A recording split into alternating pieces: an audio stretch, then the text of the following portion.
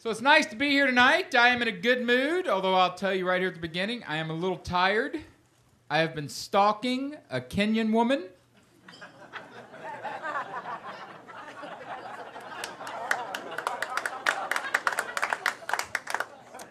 They're runners. That would be... That's the first joke, people, right there. I'm a joke writer. I have thousands, but I'm coming out with Kenyan stalker right out of the gate. Which is appropriate. I actually run a business for stalkers. I do. I started this. What I do is I take stalkers and I match them up with narcissists. And I call it Twitter. A while back, I lost a lot of weight. 125 pounds. Yes. That is a lot of weight. That's like a chubby jockey. It's a ballerina who ate a biscuit. A supermodel with a deep thought. That's what I lost. Right. I started telling jokes about on stage because that's what comedians do. They write about their life. And people start coming up to me after the show and they start asking me, well, what did you actually do to lose that weight? And I got all these questions, and it's weird because when they ask me that, it's almost like they're suspicious at first. They're like, well, what'd you do? Lose that weight. That ain't natural. This is America. We don't lose weight. Have you been to Walmart?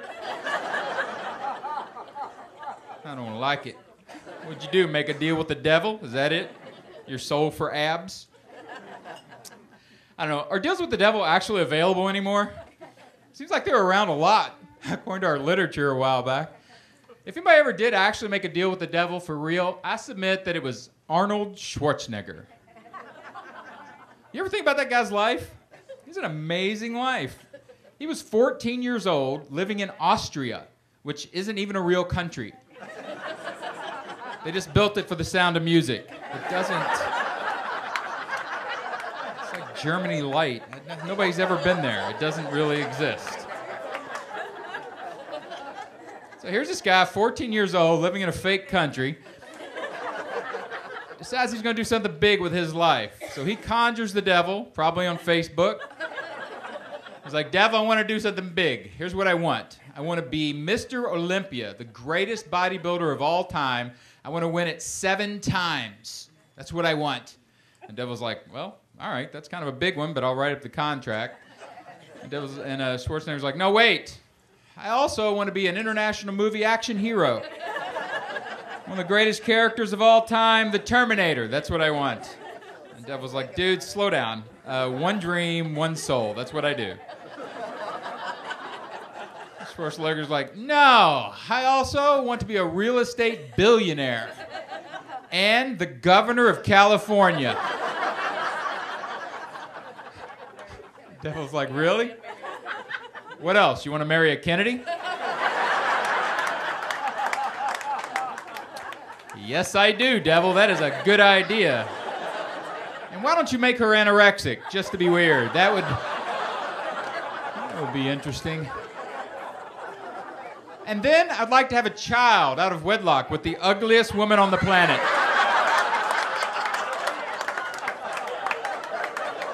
I'm talking slap your baby in the face ugly. Just a really not attractive human. Oh, and devil, before you go, one more thing.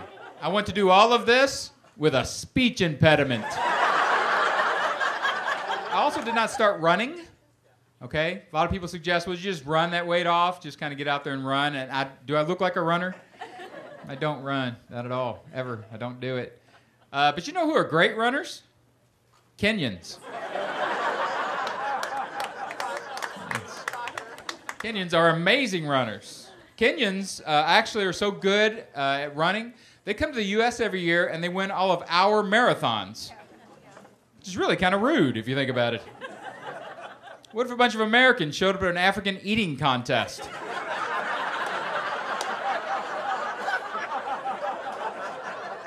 It would be completely unfair. We would dominate. It'd be 6 tall, thin Africans sitting down in front of large clay bowls filled with quinoa. And over the hill in slow motion comes the team from Alabama.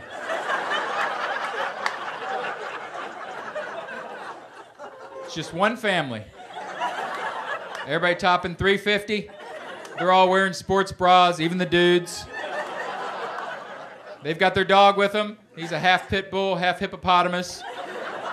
He's a hippopotamus. Big dogs, very dangerous in the water. And they just sit down and just decimate everything. They eat it all. Tables, chairs, other contestants. Eat it all. We are Alabama because we can eat, right? You can drop our food anywhere and it makes people fat. You can drop it into the Sudan, come back 6 months later, and they'll all be big-bellied rednecks. Like, welcome to the Sudan.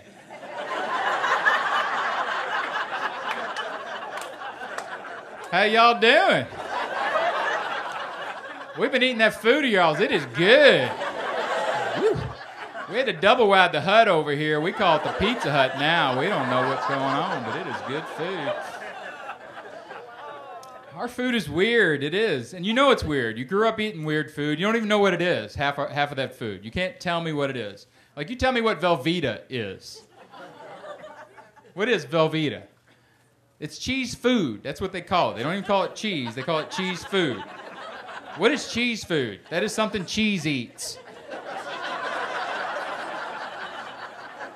I don't want to be eating something that feeds my cheese. And you know it's weird. It's got the consistency of nothing else on the planet. Just a big orange cinder block of something that moves like nothing else moves. Doesn't matter what you do to Velveeta. You can punch a slab of Velveeta and it just goes.